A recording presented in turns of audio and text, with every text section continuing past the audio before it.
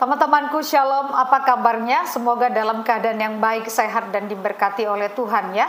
Berikut ini kita akan menyaksikan sebuah kesaksian dan semoga melalui kesaksian ini teman-teman diberkati dan mendapatkan pencerahan ya.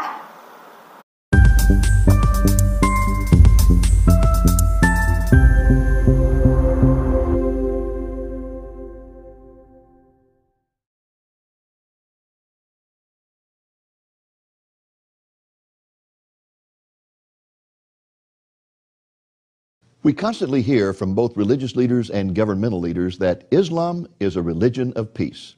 Is it really? Our special guest today was a professor of Islamic history at Al-Azhar University in Cairo, Egypt. He says that the history of Islam is a river of blood. Greetings in the name of Jesus, our blessed hope. I am Dave Reagan, Senior Evangelist for Lamb and Lion Ministries, and I am delighted to have with me this week a very special guest by the name of Mark Gabriel. Mark is a former professor of Islamic history at Al-Azhar University in Cairo, Egypt, the world's premier Islamic university. Mark, let's begin by talking about your upbringing in Egypt. Were you born and raised in Cairo? No, actually I was born in south part of Egypt, and my family was moved to Cairo when I was almost 14 years old. Oh, when Yes. you were 14? Yes. Okay. Were your parents strict Muslims? They are. Very devout. Not the secular type of Muslim that we often encounter in this country. No. In fact, you had an uncle who was an imam, wasn't he? He's a clerk, yeah, Muslim clerk, and imam also. Wasn't he the one who first began to inspire you to memorize the Quran? Yes, he took me when I was 5 years old, and he started helping me memorizing the Quran. And is it true that by the time you were 12 years old, that you had the Quran memorized? Absolutely. I spent almost 7 years exactly to finish memorizing the entire book. Now, Mark, Yes. I have a copy of the Quran that is about Yes. that thick, and it's Yes. in very small print. Yes. We're talking about quite a lot of material there. Exactly. The size of the Quran actually is exactly like the size of the New Testament. So you had a book, the equivalent of the New Testament in length, memorized by the time you were 12 years old. By heart, absolutely. And you yes. had it memorized in classical Arabic, right? Exactly, because the language of the Quran, it's classic Arabic. It's not dialect Arabic. It's not the Arabic you speak on the streets. No, absolutely And not. probably at the age of 12, you didn't understand all that, did you? No, even when I finished my secondary school, only when I start to really my high school, I start to recognize the meaning of the verses of the Quran and the Yes. teaching of the Quran. But it was a development, you see, from the time I finished the Quran when I was 12 years old till I finished my bachelor degree. From time to time it was a development taking place in understanding the meaning of this Yes. book. But when I finished my bachelor degree, I was already have the proper understanding of the meaning of this book. Now, why was it important for you to memorize the Quran as a child? Why did anybody put any importance on that? Is that something important in Islamic society? This is actually, it came as culture. Mainly, it's Islamic culture. And it wasn't just from the past 10 years or 50 years. It's from the very early time, the first century of Islam.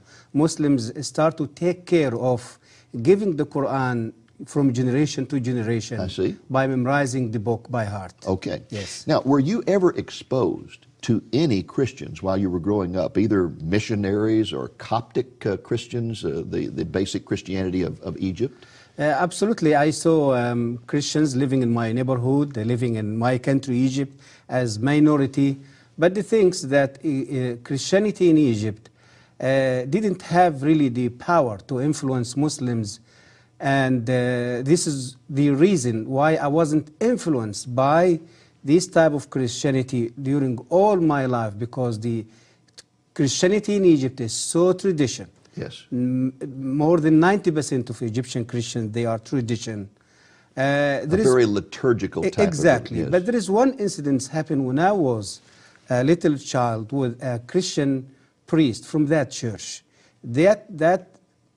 What happened in that time really was left a huge influence over my spiritual life. Tell us about it. I was really become very upset and very angry, you see, of Christians and the Jews because of the teaching I start to receive every day in my school, especially when I was in my secondary school at Al-Azhar Islamic Institute. So one day I decided really to fire the Christians, and so I find a Christian priest in that church was using the road outside of my house, going from his place to his monastery every day.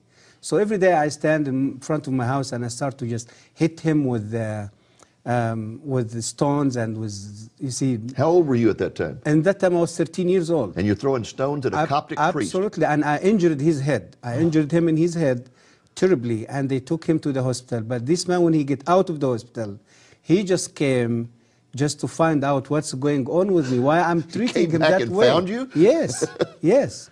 And he know my house, he know my family even. So anyway, this man, he didn't came to revenge or to treat me in the same way, but he came to advise me that there is a fire inside me, and that fire is going to burn me before burning others. Wow. So, and he came to show me, or to tell me that he forgive me. Even I injured him and I caused big injury to him. He just came to show me that he loves me, he forgive me, and he said there is no reason for you to hate me or to treat me that way. That really impressed you, didn't it?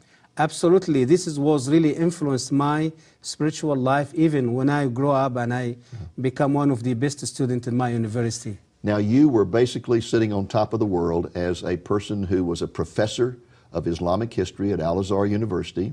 You were also a Muslim imam at a mosque in Giza, right? Yes, Giza City, yes. I mean, you had all the prestige in the world, and yet one day you made a comment. I think I had it marked here. It's in your latest book, Jesus and Muhammad. You were a person who questioned things, and you were told at the university, you don't question. You were told that. Exactly. You don't question. And you kept questioning. And one day in a conversation with colleagues, you made this statement. We say the Quran is directly from Allah, but I doubt it. I see in it the thoughts of man and not the words of God. Absolutely. And the moment those words came out of your mouth, you knew your fate was sealed, right? Absolutely. What happened that night? This was happened in a meeting between me and other professors from the university, and they just met with me and they discussed what is going on and what they heard from the student. They was think that I've been under pressure of foreigner influence or Christian influence, or so they just want to find out why I'm doubting Islam, why I'm just so. And I said that this statement to them. And then what happened that night? They become very upset. They kicked me out of the university. They fired me. The university fired me. And in the same day, in evening time, I was kidnapped by Egyptian secret police because they accused me that I converted from Islam. What happened to you after that arrest? They put me in the little cell in the headquarters of Egyptian Secret Service in the middle or the center of Cairo. They put me for 3 days with no food, with no water, and in the 4th day they start to interrogate me. They took me to one of the offices, maybe it's in the 6th or the 7th floors, and interrogating me during a day. And that 4th day they start giving me food and water, and because they want to stimulate me and just want to get information that they can. And they find out during the day they cannot just get what they're looking for. And they start interrogating me during the evening time. So the evening time, it was the time of torture. With cigarette, they burned me with cigarette in different places in my body. And you can see here in my hand. They beat me. They put me in cold water. They put me in a little in a tank full, you see, filled with water, and they put hungry rats inside that tank, and they put me inside the tank. So you had rats for crawling over you all night? Whole night, and the rats just swimming over the water, you see, around my head. And did the rats bite you? No, at all. This is like Daniel in the lion's den. And the next day they took me out, and I was just surprised that I'm still alive.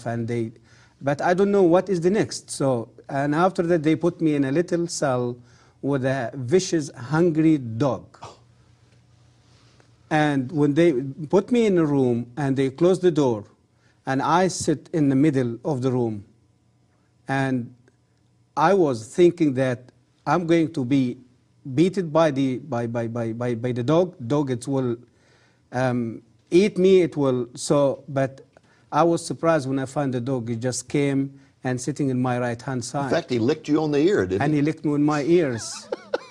And they must have thought that you were Satan or something to have such power. They said that. They said that this is a human being or something else. They wasn't really.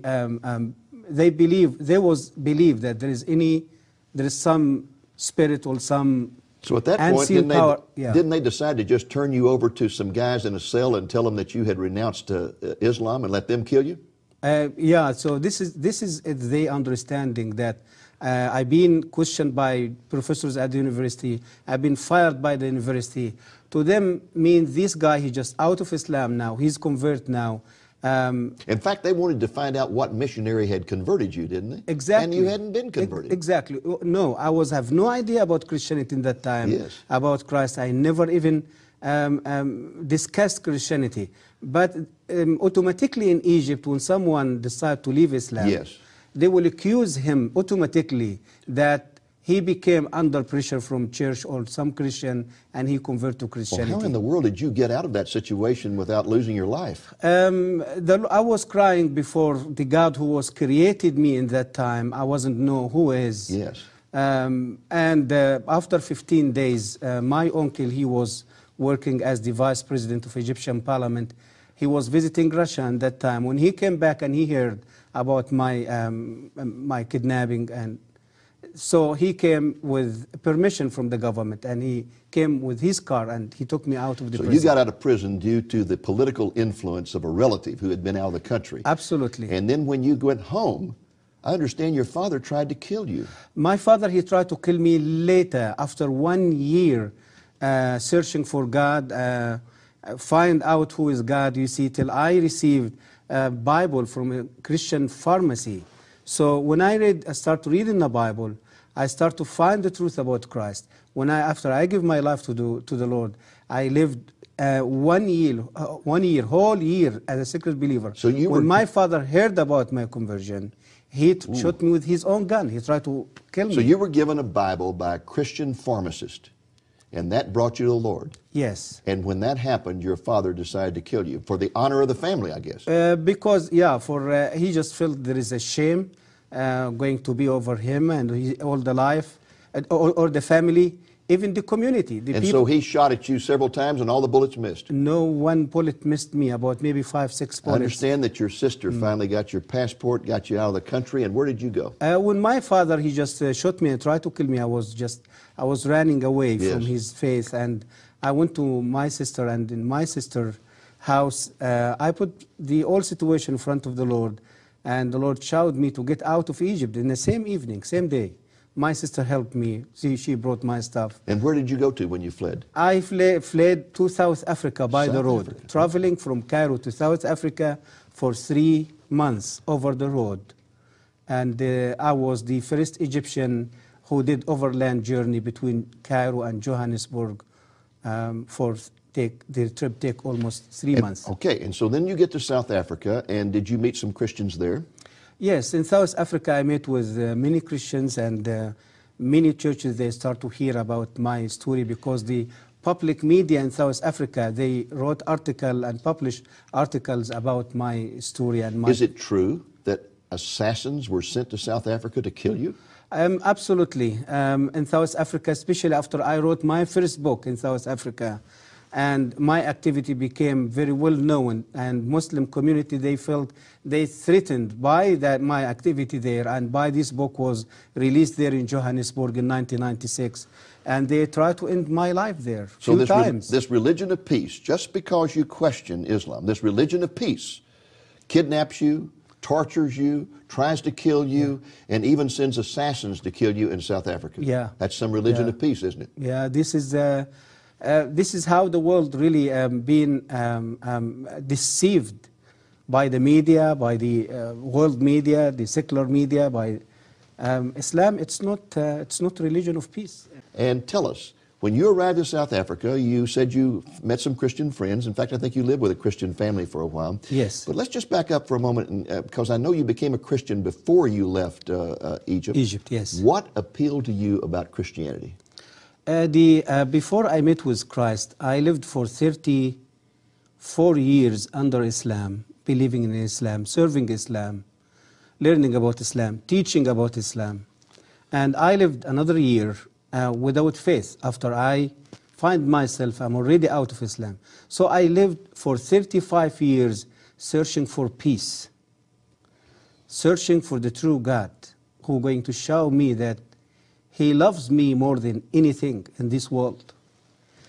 Through the Quran, through the teaching of the Prophet of Islam, I was never experienced something like that. So when I get the Bible and from the doctor pharmacy, before I get the Bible, I lived for a whole year searching for God, asking myself who God can be. I had terrible headache. Every day go to the doctor pharmacy to get headache tablets. So, and finally she gave me the Bible and she gave me the headache tablets. I took the Bible in one hand and headache tablets in another hand. When I started reading the Bible, I met with the Lord Jesus Christ face to face through the Sermon of the Mountain in Matthew chapter 5, telling me about love. Love your enemy. Not kill your enemy. Not kill your enemy. So the word of the Bible, the word of Jesus Christ, and that evening came to me is just like a beautiful rain.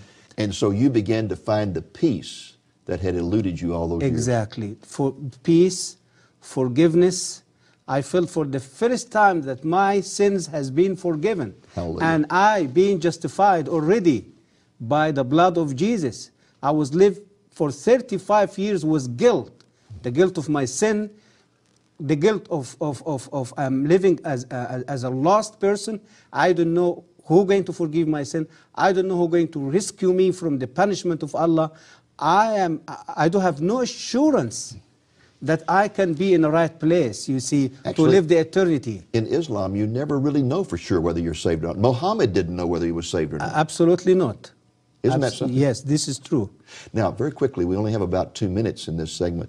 When you finally got to the United States, you were given religious asylum in this country. Yes. And you had a remarkable experience in Washington, D.C. when somebody said that there was a Muslim imam who was going to be speaking at a university. George Mason University. And you went to hear him speak. Yes. And what did you find out about I went there, I shocked, I found this man, he was a Baptist pastor from Texas. A Baptist pastor from Texas? Yeah, and he converted to Islam.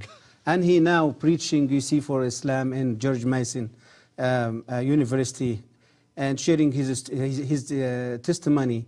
So, and after he finished his speech, he asked if there is anyone he has question to raise his hand. I find my hand was the first hand. So when I stood up, I did ask him, sir, when did you take that decision to leave Christianity to become Muslim? He said, 8 years. I said, oh, this is like myself. And my next question, since you convert to Islam and you left Christianity, did any church or any Christians order to kill you because the Bible said that the penalty of Christian apostasy is death? He said no. Did the FBI persecuted you here or arrested you here or tortured you here because you left Christianity to become a Muslim? He said no. I said to him, sir, I'm a human being like you. And I have the right to take a decision to change my religion or my faith like you. And I was a Muslim like you. I was an imam as you was a pastor. And I took the same decision you took. But the difference between me and you, that I was treated by Islam. I fired from my university. I kidnapped by the secret police. I've been tortured. I lost my family. I lost my country. And the sword of Islam is on my neck wherever I go. Why? Because the Quran said so. That the penalty of A Muslim apostasy, it's death. That is an incredible story. And in fact, folks, there's something about this particular story that he did not mention, and that is that when the man stopped speaking and asked for questions, he was the first to raise his hand, stood up, and first of all identified himself as a former professor of Islamic history at the university. And the imam was so impressed by that he said, "Oh, honored professor, please come up here and take over the podium." And the next thing he knew, he was on the stage at the podium in charge of the whole meeting. Absolutely. And asking him questions. Yes. Isn't it amazing how the Lord was works? shocked, exactly. And showed immediately Yes. that the difference between Christianity and Islam, that he leaves Islam and everyone tries to kill him and kicks him out of his family. He leaves Christianity and none of that happens to him. And yet Islam's supposed to be the religion of peace. He's still enjoying his life in America because of the freedom brought to this country through the Christian and the biblical principle. Yes.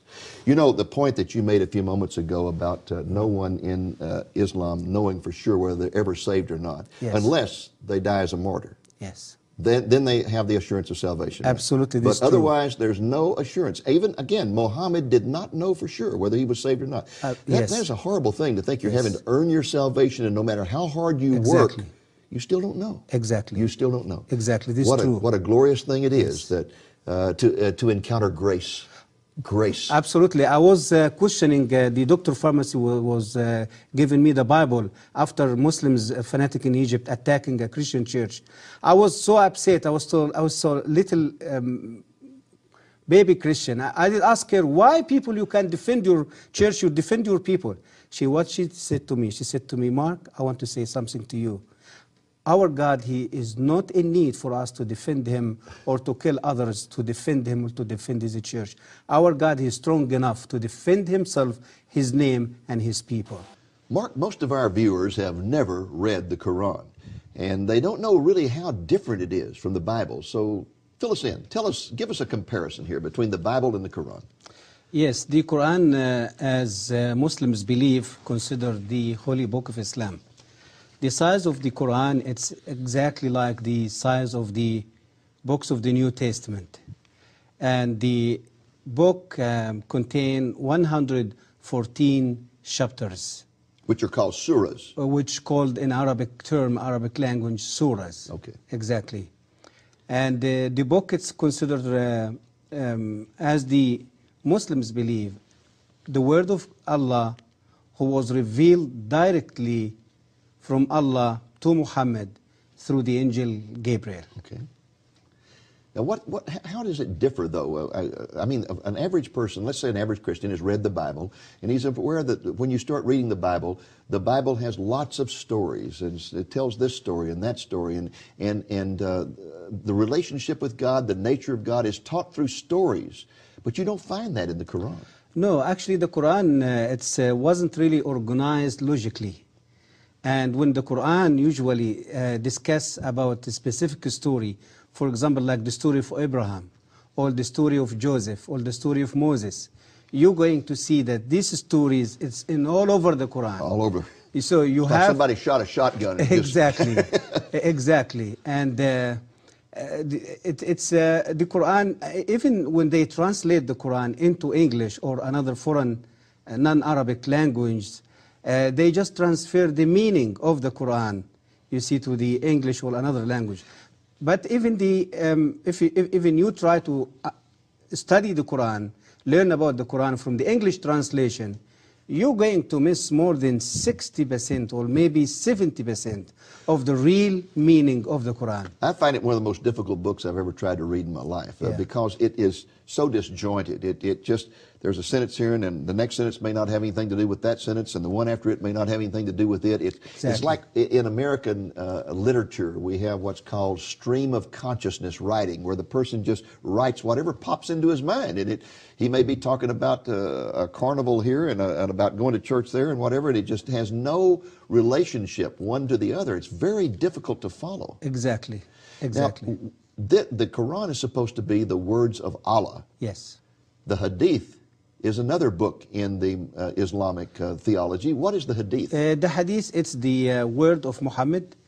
In other words, the Hadith, it means what Muhammad said and what he did. So it's just, what you call it, it's the record of Muhammad. Okay. His life, his activity, his word, his action, his teaching, and the Muslim call it hadith. So one, the Quran, is supposed to be the words of God. Yes. The other are the words of Muhammad. Hadith, it's the word of the Prophet Muhammad. And are they considered to be equal or what? Muslim, they are required to believe in the both books. Okay. Muslim, it's not enough to just believe in the Quran and decline or deny the hadith. According to the Islamic law, if any Muslim going to deny any of the basic teaching of Islam, he will be convert, he will be out of Islam. And hadith, it's one of the most basics you see in Islamic faith. Okay. Now, another difference between the Quran and the Bible is that the Bible was written by individuals like Moses or Paul in the New Testament, where they sat down, they wrote letters or they wrote histories or whatever. But Muhammad never did really just sit down and write the Quran or write the Hadith, did he? No, he just simply, for example, with the Quran, he was usually in trances and he would make statements and people would write those down. Exactly. And all that was compiled later on after his death, wasn't it? Exactly, yes. And the Hadith is just statements that were compiled by compilers. It might be statements that wives remembered or friends remembered or whatever, and they just kind of put them all together. Exactly. All right. Exactly. Now, in the Quran, there are a lot of contradictions, as well as in the Hadith, a lot of contradictions. Yes. For example, you can find verses in the Quran that talk about loving Jews and Christians. Yes. And treating them with respect. Yes. Then you can find verses that talk about killing them. Exactly. How do you account for these contradictions? Did Allah change his mind? A Muslim, they justify this contradiction by Arabic term, and Muslim and Islamic principle, they call it naskh. Naskh or nask. This principle means that the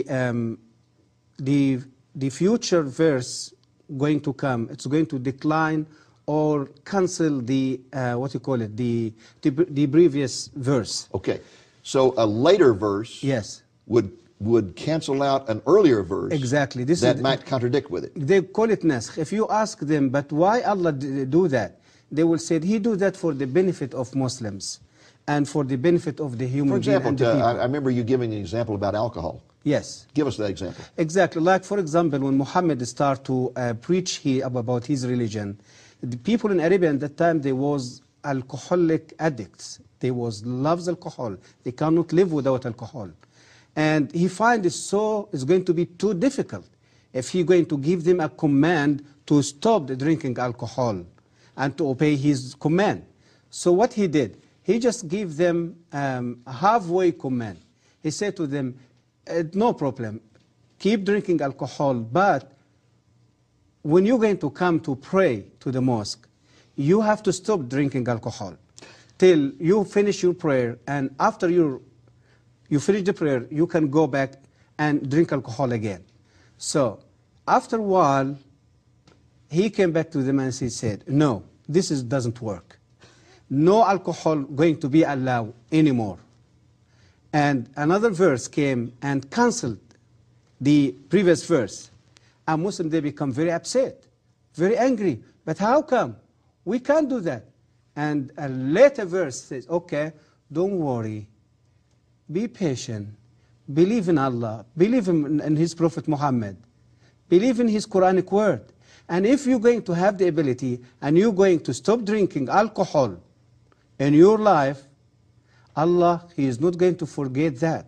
He will reward you with a river of alcohol in the paradise the day when He's going to send you to the paradise. So we go from just drinking alcohol occasionally to not drinking it during prayers to not drinking it at all to you're going to have a river of alcohol in heaven. Exactly. This is the development of the contradiction, you see, of the teaching of the Quran. And you find the same in the attitude toward Jews and Christians. Absolutely. At the beginning, it was one of respect and honor, and then when they did not accept His revelation, He turned against them and began to argue, you must kill them. Absolutely. Firstly, it was a development also was taking place in this subject, in His relationship with the Jews and Christians.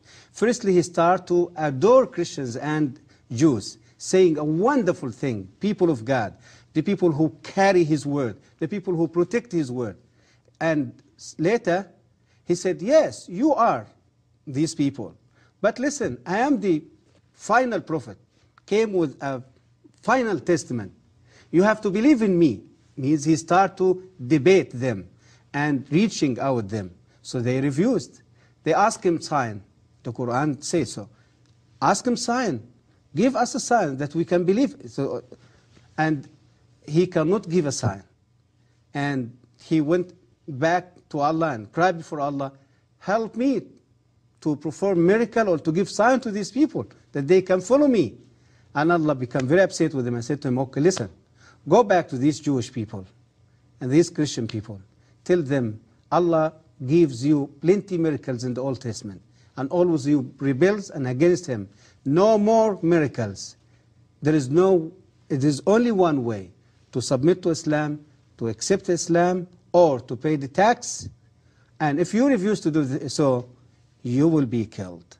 So it was development also taking place in this, you see, in this contradiction of the teaching of the Quran toward the Christian and the Jews. Mark, let's talk a little about the Muslim view of Jesus. I read in the paper recently where a Muslim imam was invited to speak at a large Christian church in the Chicago area. And when he got up to speak, the very first thing he said was, I want you to know that we Muslims love Jesus as much as you Christians do. Was that an accurate statement or not?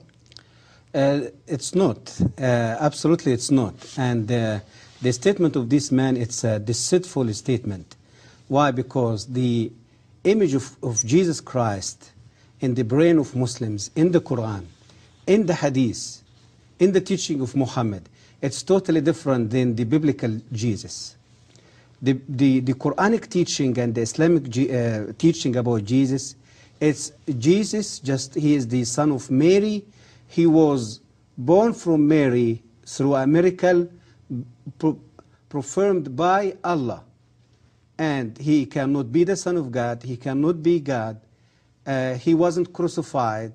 He wasn't shed his blood. All the biblical view about the identity of Jesus Christ, it's misinterpreted by the Quran and by the Islamic teaching. When this man say a statement like that, he absolutely deceived the Christian congregation and the church as the Muslim imam after September 11. Yeah, just trying to get them on his side. Exactly. Right? Yeah. Deceived the world through the secular media by telling that Islam it's a peaceful religion. Now, same way. Let me make sure I understand this. They do believe in a miracle birth for Jesus. They do. But the Mary that they identify is really confused, because isn't the Mary, the mother of Jesus, identified in the Quran as Mary, the sister of Moses? Exactly. This is one very of confusing. The historical mistakes in the Quran. Yeah, exactly. a lot of mistakes about Old Testament, because I get the impression that in his travels, Muhammad probably talked to a lot of Jews, a lot of Christians, got these stories, but got them all mixed up. Historical mistakes, linguistic mistakes. Yes. And as we talk about contradiction of the Quran, yes, we have to talk also about the mistakes, the historical, yes, okay. Now, to get back to Jesus for just a moment, so they view his birth as miraculous in some way or other, yes, although it's from the wrong person. Yes. And then the argument is that he was not God in the flesh, that he was basically just a great prophet, right? Yes, he considered one of the Uli al-Azm min al-Rusul, means the greatest prophets, okay, means Muhammad, Moses, Jesus, Abraham. So they consider him one of the greatest prophets. But Muhammad being the final and greatest of the prophets. He is the greatest and he's the final one. Okay. Now, did you say that they deny the crucifixion? They do crucify the yes. Does the Quran deny the crucifixion? Absolutely. Chapter number 4. Okay. Explain وَمَا قَتَلُوهُ وَمَا صَلَبُوهُ وَلَكِنْ شُبِّهَ لَهُمْ. So Jesus just died? No, he was never died. He was never crucified. When just the Jews tried to crucify him, Allah took him to heaven. Okay. And he's still alive in heaven. Now, do they believe that there will be a second coming of Jesus? They do believe about the second coming of Jesus, yes. Tell us but about that. The Islamic view about the second coming of Jesus, totally different than the biblical view. All what Islam talking about his second coming, he's going to do some things. One of these things, he's going to come and to kill all pigs around the world. Kill all pigs? All the pigs. Yes. Are you serious? Yes, سيقتل الخنزير. This is the hadith, the word of Muhammad. Okay. Said so. And he's going to come to break the cross, any cross, wood cross. Break all crosses. All the crosses around the world. Okay. And he's going to stop the jizya, means stop collecting tax from Christians. Okay. So that they can still, and he's going to bring justice to the world. Okay. This is the only good point. He just picked it up from the Bible. Yes. But this is they view and they believe about his second coming. It's Now, Mark, unbelievable. your newest book is this one here called Jesus and Muhammad. This has just come out. The subtitle, Profound Differences and Surprising Similarities. Similarities. Let's start with Yes. those. There's some similarities between Jesus and Muhammad? There is some similarities, and it's funny similarities. You see, you will amaze when you hear about it. It's not similarities in the goodness of God. No, it's just a normal similarities like the way he grew up, the way he was acting when he was a little child. Like, for example, Islam speaks as Jesus, as the Bible told us about prophecy, prophesied about the coming Messiah. The Islamic side, they say there is prophecy, prophesied about the coming final prophet. Okay. When Jesus, he was a little boy and Yes. just go to the temple every time. Yes, and Simeon they prophesied over exactly, this, yes. Exactly. Simeon prophesied over him. There is another Arabian guy, his name Waraka bin Nawfal. It was the cousin of his first wife. Yes. They said he prophesied about his coming. Okay. About Jesus going to the temple and debating the Jewish Yes. religious leaders. Muhammad, he go to the center of the religious center of Mecca, called Al-Kaaba at that time, debating with religious people. Or you see the so there is some similarities like that. Jesus chose 12 disciples Yes. to spread his message. Muhammad chose 12 we can say friends or 12 leaders to lead his army and his military in exporting Islam out of Arabia to So you're different really places. talking about some similarities that are not really all that significant. Exactly, But the yeah. contrasts are something else. And to get into those contrasts, tell us a story Very of the deeply. Muslim woman that you met in South Africa. Very deeply. Jesus Christ came to bring hope, to bring forgiveness, to bring peace and love. Muhammad came to bring revenge, hatred, lust, killing, bloodshed. It's a very obvious. Like, for example, Jesus Christ, as the Bible telling us in John chapter 8 about the woman who was committed adultery and brought to Yes. Jesus by the Jewish people. Jewish people, they knew at that time that this woman, according to the law of Moses, she will be stoned. But they came to test this great preacher and teacher in Jerusalem. What are you going to say about that? And you know the story. He confronted them. He asked them, if any one of you live with no sin, just come and stone her. Because they knew the fact about themselves that they are sinners. They left the woman in front of him and they just walked away. Jesus came to the woman and asked her, there is any one of these people judge you? She said, no. He said to her, even me, go back and sin no more. In other words, Jesus, by what he did and said to this woman, he fulfilled his word that the Son of Man came not to kill or to destroy, but to give life. That he is the way, he is the truth, he is the life. He Now, came what to happened? bring life. What happened when a woman in adultery was brought to Muhammad? It's the history repeated itself in an amazing way when 600 years later Muhammad received Muslim woman adultery. Muslim woman was commit adultery, and the reason that Muslim brought her to him because the Islamic judgment of adultery wasn't established yet in Islamic law. So Muhammad asked the woman, "Do you really commit adultery?" She said, "Yes, Prophet, and I'm pregnant now." And he asked her, "Fine, go back home, wait till you deliver your baby, and wait with your baby, nursing him or her, and for 2 years, and then bring your baby and come back to me." She did. She delivered the baby. She nursed the baby for 2 years. And she carried her baby, and she gave the baby a little piece of bread, you see, to eat it just to show Muhammad that the baby, he can eat now. He is not in need for milk, for nursing anymore. When she came to him, Muhammad took the child from her, commanded his friend to dig a hole in the ground. They put her in hole, only her head was above the ground. They stoned her and killed her in front of her baby. Now, folks, let me tell you something very amazing about this. When Mark was in South Africa, he was living with a Christian family, and they invited him to go meet with a Muslim woman they had met who was living in abject poverty. And when he went in there, she was greatly honored when she found out he had been a professor at Al-Azhar University. Oh, she was so honored. And she began to honor him. And he said, well, you don't understand. I'm not a Christian anymore. I mean, a Muslim anymore. I have become a Christian. Then she was astonished and upset. And she asked him why he would leave the Islamic religion. And he told her the story. He told her the story about Jesus and Muhammad. This story he just told you, he told us that story. And the woman began to weep and weep and weep. And he said, why are you sobbing? She said, I am that woman. I am that woman. I am living here in abject poverty because I committed adultery. My family's trying to kill me. I'm hiding out. I want Jesus. I don't want Muhammad. And through the telling of that story, she accepted Jesus. She accepted the Lord Jesus Christ. He delivered her baby. Her baby was baptized in Baptist Church.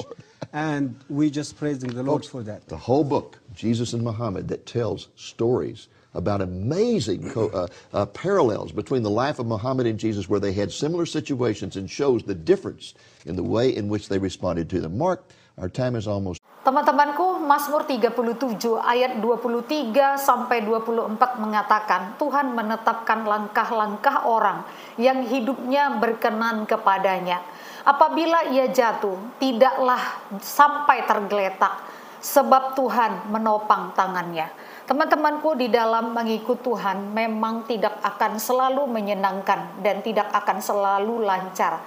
Akan ada masalah, akan ada juga akan kesulitan dan kesusahan. Namun setiap orang yang percaya harus menyadari bahwa ada tangan Tuhan yang menopang, yang akan memberikan kekuatan, memberikan kemenangan, sehingga masalah, kesulitan, dan kesusahan apapun kita mampu dan dikuatkan untuk menghadapinya oleh karena tangan Tuhan yang ajaib, yang selalu menyertai dan yang selalu menguatkan dan menghiburkan. Tuhan Yesus memberkati.